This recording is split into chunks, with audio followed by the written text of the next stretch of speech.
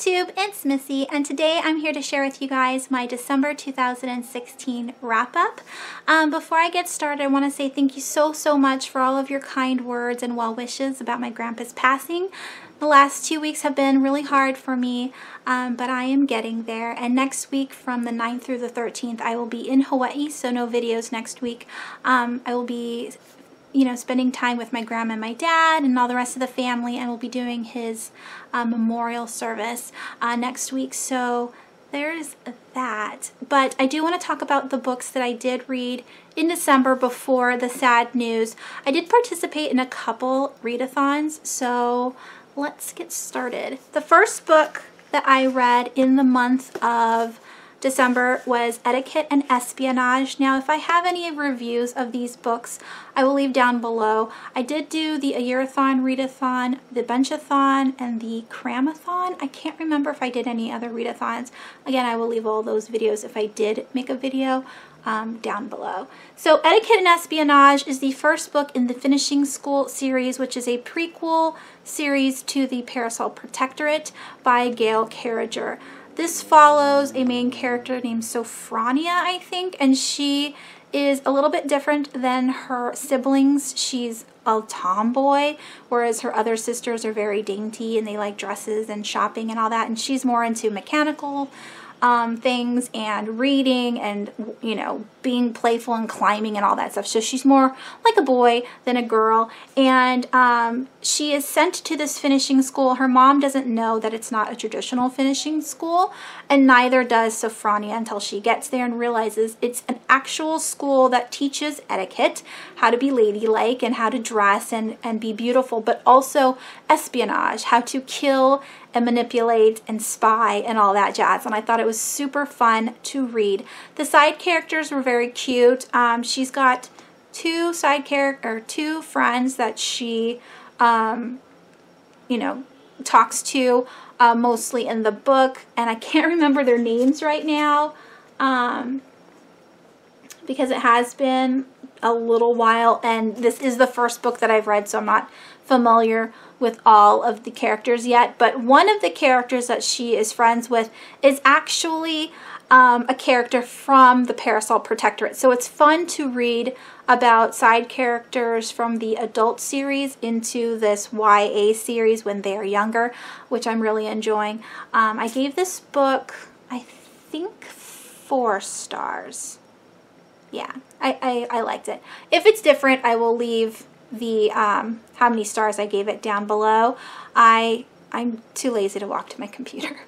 The next book that I read was a graphic novel, which I've already returned to the library, and that was Giant Days Volume 2. I don't remember the authors' names, but wow. I did do a review on this one, I remember, because I did it before I returned all of the books, so I will leave that link down below. Giant Days is about 3 friends. They're in college. One is like a gothic chick who is also a boy magnet and has lots of boyfriends.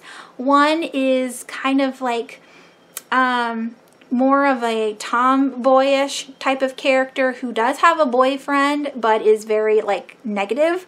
And then there's a very tall cutesy girl who's very erratic, and she's a lesbian. It's a very fun read, and it's all about their college days and the shenanigans they get into, and the dialogue is hilarious, and the characters, I just love them.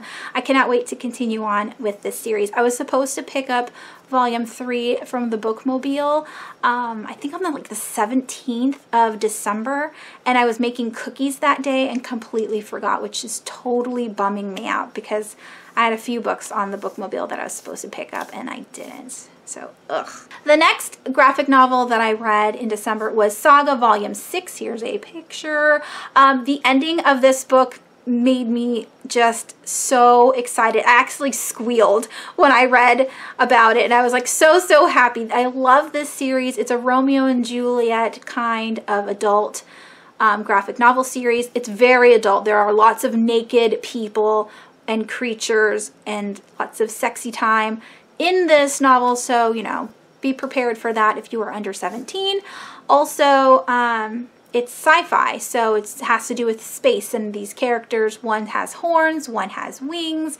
They're not supposed to be together, and it's just a tragic romance. I love these characters to death, and I can't wait to read volume 7. The next graphic novel that I read was Oink, Heaven's Butcher. This is by John Mueller. It is a dystopian about a religious society with the head guy as the cardinal, and all of his people below him are priests, and then he has minions that are like the undead, but they all have religious names like Judas. And then all of the slaves are, well, there's some just normal people, but they did create a hybrid race of pig and human to be their strong slaves. So they have a whole bunch of pigs that do lots of physical labor for this dystopian, and our main character finds out that this is all a lie. His whole existence is a lie, and he's trying to break free. I thought it was really good. The illustrations are pretty amazing, and yeah, if you like dystopians and you like anything that has to do with like a religious based, I would definitely pick up this graphic novel. Oh, I have hair in my eye. And then I read Wish You Were Here, The Mind Gap, Volume 2 by McCain and Esquijo. This is an adult mystery about a woman who is in a coma, but she's able to, like the coma is almost like another dimension. Like she is active in this coma. Like her body is, of course, in bed, but her mind is, you know, doing things and interacting with people and trying to figure out a way to let everybody know that she is actually conscious of what is going on with her sedated body, if that makes sense. It's very much like Morning Glories, where there's a lot of different stories intertwined. It's kind of confusing. Also, if you haven't read Morning Glories but you watched Lost, which I didn't, but I've heard it's very confusing, this is the same thing. Lots of different conspiracies going on. Yeah, I liked it. I can't wait to get to the third book, or third volume. And then I read The Graveyard Book Volume 1, the graphic novel series. I couldn't believe how much I forgot when I read The Graveyard Book by Neil Gaiman the first time around. I knew it was about a boy named Nobody Owens who lived in a graveyard, but I forgot all about the side stories and all the things that he did while growing up, and I completely forgot about his guardian, which totally makes the book even better. I love, love, love his guardian. Yeah, so I can't wait to get to Volume 2, because Volume 1 was very good, and I liked the pictures, or illustrations. Then I read Haunted by Chuck Palahniuk. This is a collection of short stories, all combined into an actual story. It's about 17 different characters who are at a writing retreat, and all of the stories that they have come up with during this writing retreat. It's also about pain and glory and suffering and being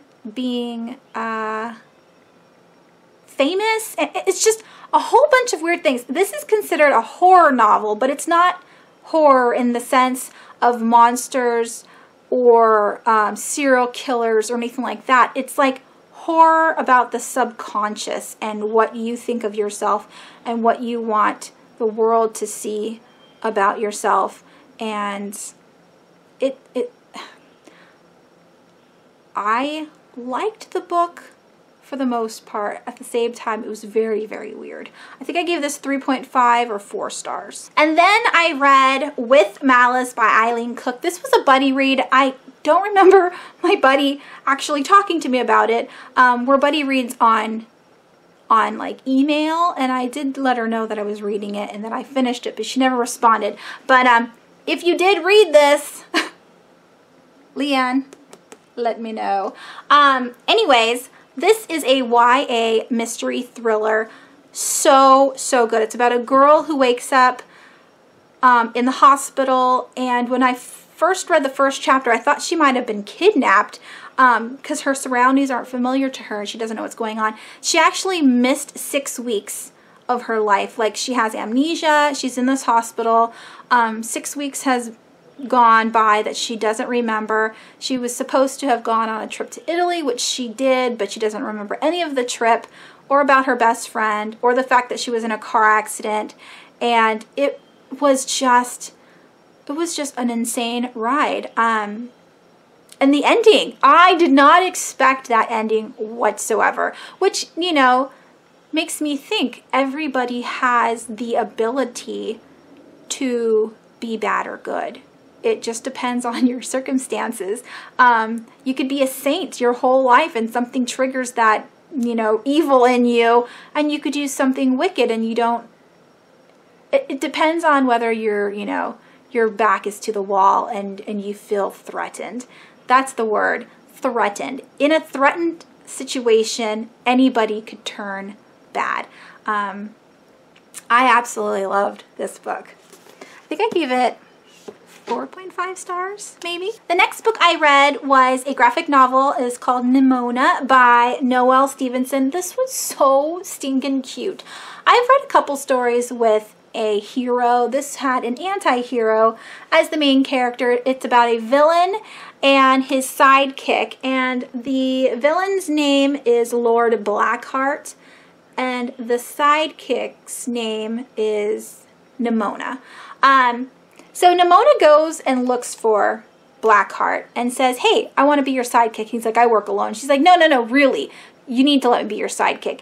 And they end up having this really cute relationship where he ends up really liking her as a friend and vice versa. And then you find out about Golden Loin, which is his nemesis. Golden Loin is the hero of our book, and they kind of have a relationship as well. They used to be friends or lovers back before they became enemies.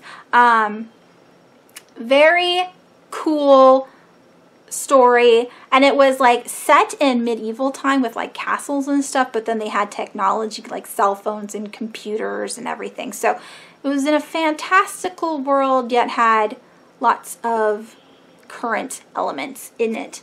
I really liked it, and if you like Lumberjanes, this is the same illustrator. Just very heartwarming, lovely, lovely story. I think I gave this one 5 stars or 4.5 stars. You know, I have all the stars written down, so my bad. Let's just go over the stars really quickly. Etiquette and Espionage, I did give 4 stars. Giant Days, I gave 5 stars. Saga, I gave 4 stars. Oink, I gave 4 stars. Mind the Gap, I gave 4 stars.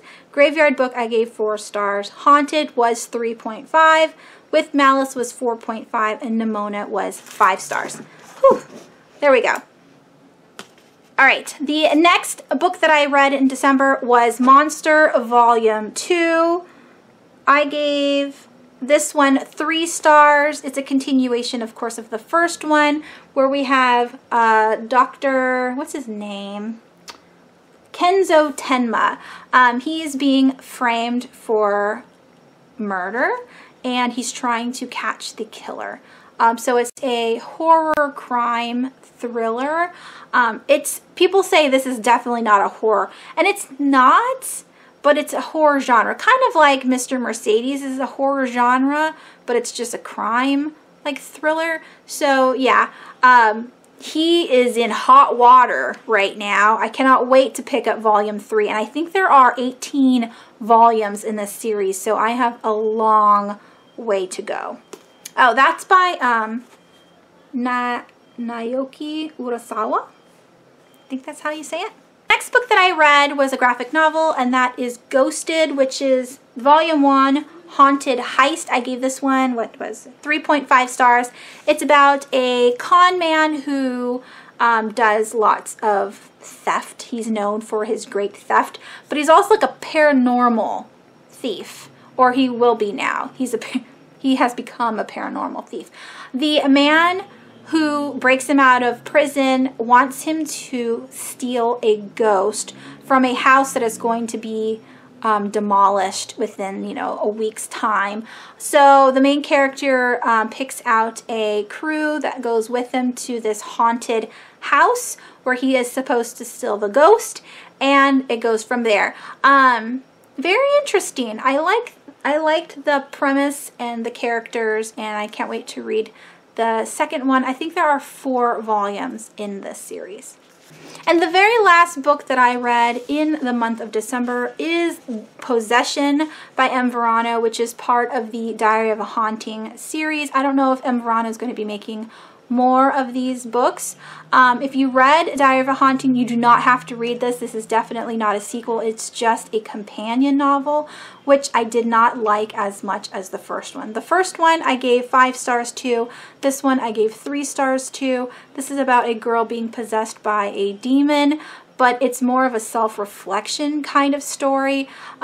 She thinks about her sins. It's very religious based. Her grandma believes in God. Her mother also believes in God, but she also believes in superstition and voodoo and all of that. And so there is a voodoo priestess that comes to cleanse the house to try to drive away the demons.